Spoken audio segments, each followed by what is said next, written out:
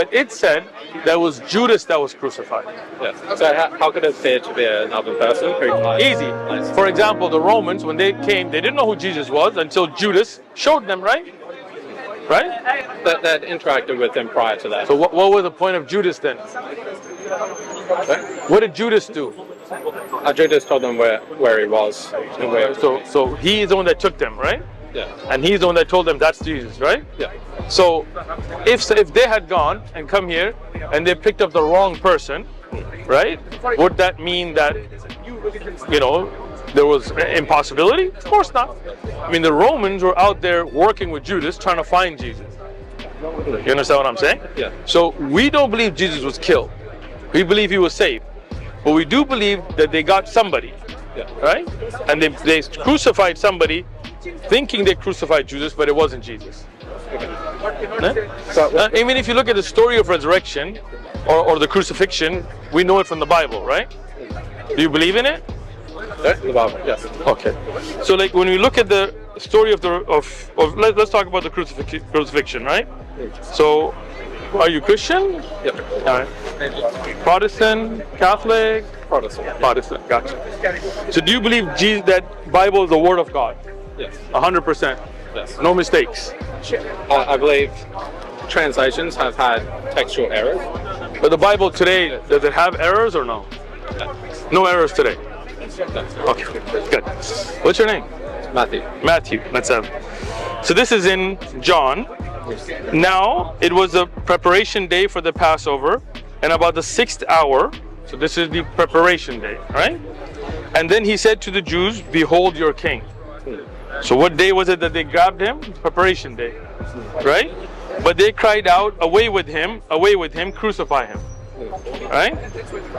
Pilate said to them, "Shall I crucify your king?" The chief priests answered, "We have no king but Caesar." Okay. So this tells you that he died before Passover on the preparation day, right? Are we in agreement here? You read it or what? Yeah, the preparation day. Okay, there. Okay, cool.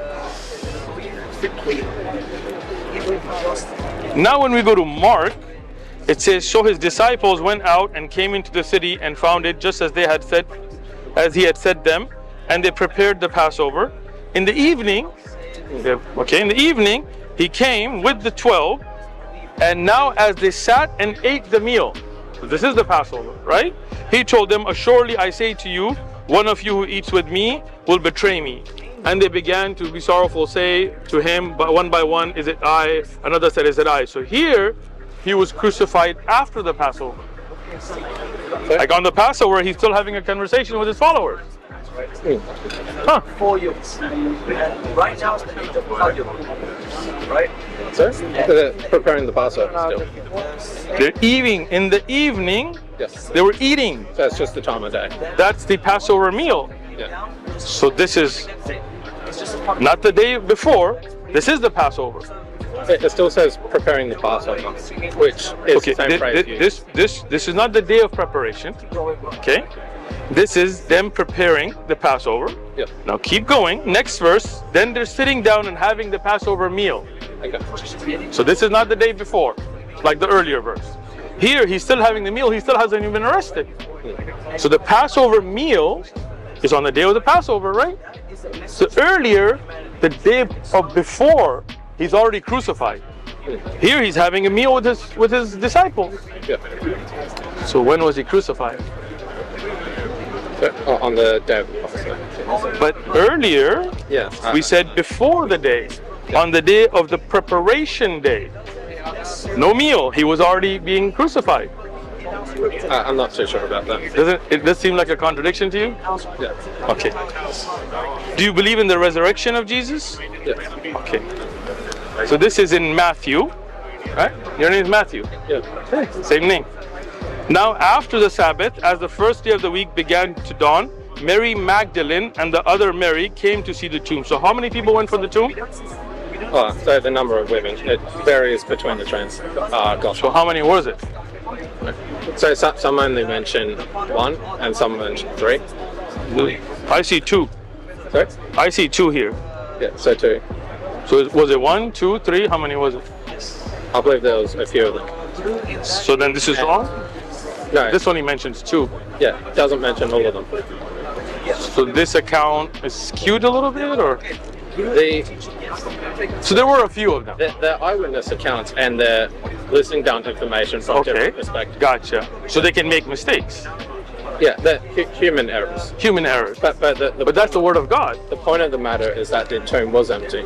Okay. But is this the word of God with no errors, or is this human accounts with possible errors? The The word of God, mission of the Bible throughout history has had errors come into it. but today, does it have errors? Yes or no? Does this Bible today have errors? Minor errors. But It does have errors.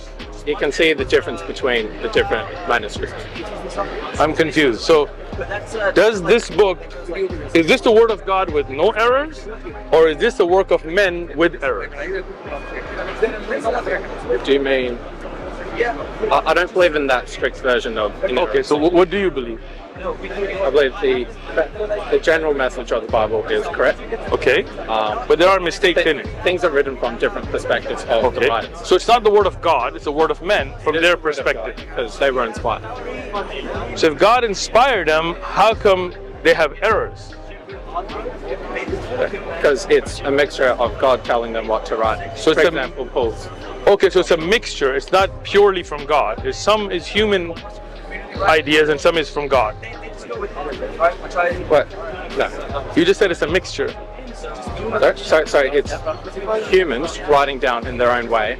Okay. The message itself is given from Okay. God. But is it protected by God to be 100% accurate, or no, it can have human error? If by human error you mean Human error. mistakes or No, mistakes, like incorrect accounts. I wouldn't consider that Okay. incorrect. No, I'm just asking, can it have incorrect accounts? Yes or no? Or did God protect it to be It can have certain details that are wrong? or they should be. Are we dancing? Are they wrong? I mean, like for example, you're human, right? Yeah. And somebody says, "What color thobe am I wearing?" And you say purple, and he says gray, and he says blue. Well, some of you are going to be wrong, and some are going to be, and that's perfectly understandable. Yeah. But that means purple is wrong. I'm not wearing a purple thobe, right? Yeah.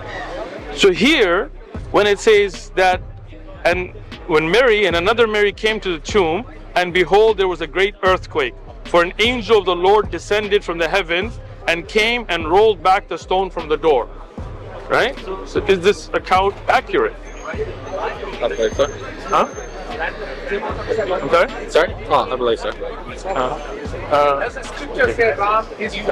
So when Mary and another Mary went, an angel came and an earthquake happened, right? Yeah. Is that accurate? Yeah. God protected that to be accurate. That's important, right? The resurrection of Jesus. Okay. Jesus dies and there's an earthquake and darkness comes over the land. Okay. So earthquake, an angel of the Lord descended from heaven, came and rolled back the stone from the door. So stone was there, 2 Marys went, an earthquake happened, angel came, and then he rolled back the stone, right? Yeah. The details of the And sat on it. The angel sat on it. His countenance was like lightning, and his clothing was white as snow. And the guards shook from fear of him, and he became like dead men. But the angel answered and said to the women, he spoke to them, "Do not be afraid." Right? This account is correct. I believe so. Okay. Yes, and you're going to show another gospel where it says the angel wasn't in the tomb. The tomb was already empty. Wow, you're ahead of the game. So, on the first day, in the early morning, they and other women, so now it's not 2, it's a group of women, they came to the tomb bringing spices which they had prepared, but they found the stone was rolled away on the tomb. No angel, no earthquake, it's already gone when they get there. So one of them has to be wrong. Either they got there and the stone was there, and the earthquake happened and the angel came in front of them, rolled the stone and spoke to them, or like this account, they went and there was no stone. It was already rolled away. So which one was it? So because the gospels are written from the perspectives of People Mark, Luke, and John. Yeah. who can make a mistake. No, they have their own perspective, and some of them omit certain details. Again, you know that's not what we're talking about. Matthew. If you came here and said Uthman was gone, I got there, he wasn't there. Or you say, I got there and I spoke to him. Only one of those can be true.